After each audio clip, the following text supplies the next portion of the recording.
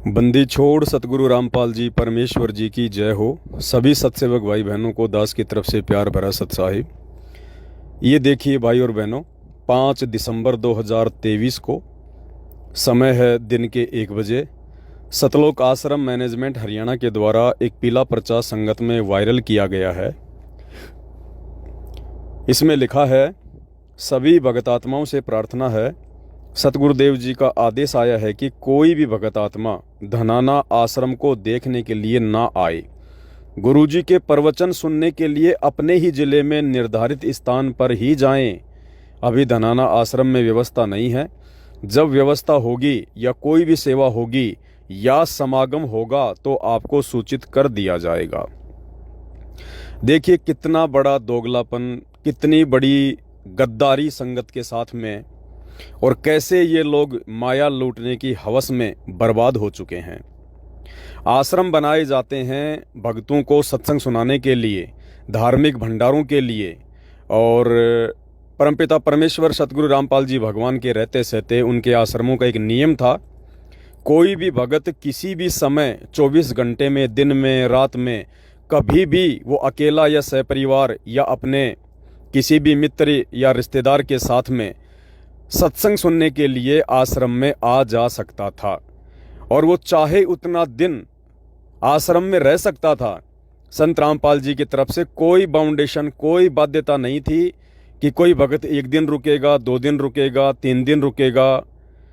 वे हमेशा यही कहा करते थे कि आप चाहो तो 10 दिन रुको, यहाँ पे चाहो तो 10 दिन रुको, यानी आपकी इच्छा। ये आश्रम आप भक्तों के लिए खोला गया है, आप भक्तों के सहयोग से खोला गया है।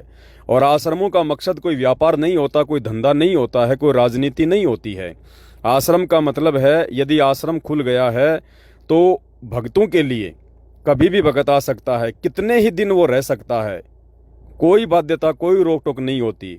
आप जी को मैं परम पूज्य संत रामपाल जी का एक छोटा सा सत्संग सुनाऊंगा, जिसमें वो कह रहे हैं, बरवाला आश्रम में जब वो रहा करते थे, वे खुद कह रहे हैं इस ऑडियो में कि आप बरवाला आश्रम में आते हो, आप चाहे कितने ही दिन रुको, चाहे यहाँ पे 10 दिन रुको। जैसे आप एक रिहर्सल करते हो, यहाँ आते हो सतलोक आश्रम बरवाला जिला हिसार में, और यहाँ आप चाहे कितने ही दिन रुको 2 दिन, 4 दिन, हफ्ता, 10 दिन, तो आप क्या देखते हो कि आपको एक जैसी व्यवस्था, लेटने बैठने सोने का स्थान एक जैसा, पंखे कूलर जो लगे हुए हैं वो आपके एक जैसे, और उधर से खाना है सबको एक स्थान पर बना बनाया तैयार मिलता है। कभी जाओ खाना खाओ, कभी किसी टाइम, और कभी चाय की भरी भराई वो टैंकी तैयार रहती है, कभी टूटी मरोड़ी गिलास भरार पियो गटगट। यहाँ आपको बगैर किए सारी वस्तु मिल रही है।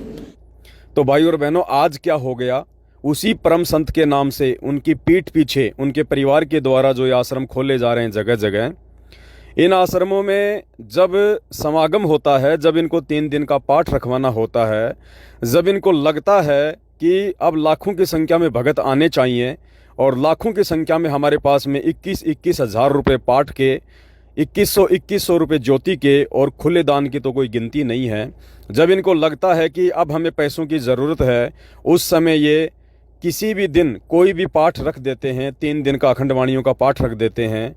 भगत समाज को ज़्यादा से ज़्यादा आने के लिए सूचित करते हैं, प्रेरित करते हैं। यानी जब इनको धन चाहिए, इनको माया चाहिए, उस समय तो ये समागम के बहाने भगत समाज को आश्रमों में ज्योति और पाठ करवाने के लिए बुलवाते हैं।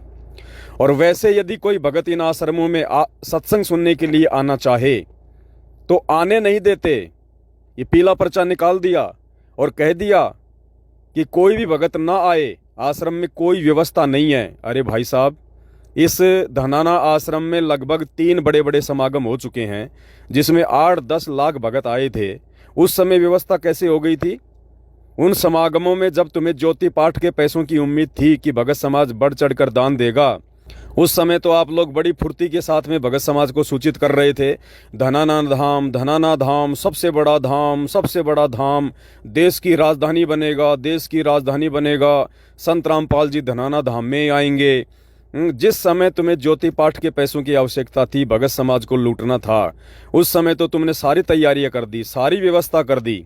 और अब कोई भगत यदि 2-4 दिन के लिए, 5-10 दिन के लिए, कोई मान लीजिए कोई अपने काम धंधे से फ्री हो चुका है, कोई अपनी खेती बाड़ी से फ्री हो चुका है, वो चाहता है कि मैं 5-10 दिन अपने गुरुदेव के आश्रम में होके आऊँ, अपने भगत भाई बहनों से मिलूं, परमात्मा का सत्संग सुनूं, ज्ञान चर्चा करूं, शंकाओं का समाधान करूं।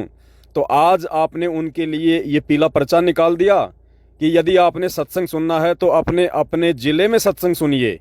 क्यों भाई, फिर आश्रम किस लिए बनाए गए हैं? राजनेताओं के तलवे चाटने के लिए, राजनीतिक रैलियां करवाने के लिए, कबड्डी के मैच खिलवाने के लिए? किस लिए आश्रम खोले गए हैं फिर? भाई और बहनों, आप लोग समझ सकते हो, समझदार हो, बच्चे नहीं हो। ये केवल एक धार्मिक संगठन है। सतलोक आश्रम मैनेजमेंट हरियाणा यानी पूज्य गुरुदेव सतगुरु रामपाल जी का जो कलयुगी परिवार है, ये केवल एक धार्मिक संगठन नहीं चला रहा, ये व्यापारिक संगठन है। ये लोग बिजनेसमैन हैं, ये लोग व्यापारी हैं। इनको व्यापार करना है धर्म की आड़ में, संत रामपाल जी के नाम की आड़ में, आज उनके जेल में रहते सहते। इनको भगत समाज से कोई लेना देना नहीं है, केवल भगत समाज के पैसों से लेना देना है। इनको ज्ञान से कोई लेना देना नहीं है, इनको केवल भगत समाज के सहयोग की आवश्यकता चाहिए। जब जब कोई धरना, प्रदर्शन, रैली, किसी की सीबीआई जांच करवानी हो, किसी अन्य राजनीतिक संगठन को सपोर्ट करना हो, तो केवल आप जैसे भाई बहन जो कि बलि के बकरे बने हुए हैं, गांधारी की तरह आंखों पे काली पट्टी बांधकर देखा देखी में चलते हैं, केवल आप जैसे मूर्ख लोगों की उन्हें भीड़ की आवश्यकता है। ये आश्रम इन्होंने कोई ज्ञान प्रचार के लिए, भक्तों को ज्ञान समझाने के लिए नहीं खोले। ये आश्रम इन्होंने पैसा इकट्ठा करने के लिए, सत्संग की आड़ में, समागम की आड़ में।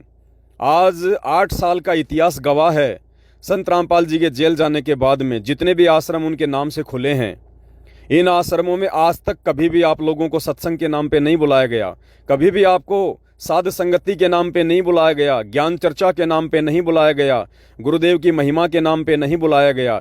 जब भी आप लोगों को बुलाया गया है, सिर्फ उस दिन बुलाया गया है जिस दिन ये गरीबदास जी महाराज जी का 3 दिवसीय अखंड पाठ रखते हैं, जिसमें इनको पाठ प्रकाश का पैसा मिलना होता है, 21-21 हज़ार रुपये इनको मिलना होता है, ज्योति का पैसा आना होता है, खुला पैसा आना होता है। बाकी ज्ञान और ज्ञान प्रचार से इनको कोई लेना देना नहीं है। इन्होंने केवल धर्म को धंधा बनाना सीख लिया है, और जब तक आप जैसे भाई बहन मूर्ख बने रहेंगे, इनका ये व्यापारिक प्रचार बढ़ चढ़ के यूं ही चलता रहेगा। ये पीला पर्चा आपकी आंखों के सामने है। हाथ कंगन को आरसी क्या, पढ़े लिखे को फारसी क्या। और परमात्मा कहते हैं पढ़े लिखे व्यक्ति को यानी शिक्षित को प्रमाण की आवश्यकता नहीं होती है। फिर भी आपको ये प्रमाण दिया जा रहा है जो सतलोक आश्रम मैनेजमेंट हरियाणा की तरफ से पीला पर्चा आया है।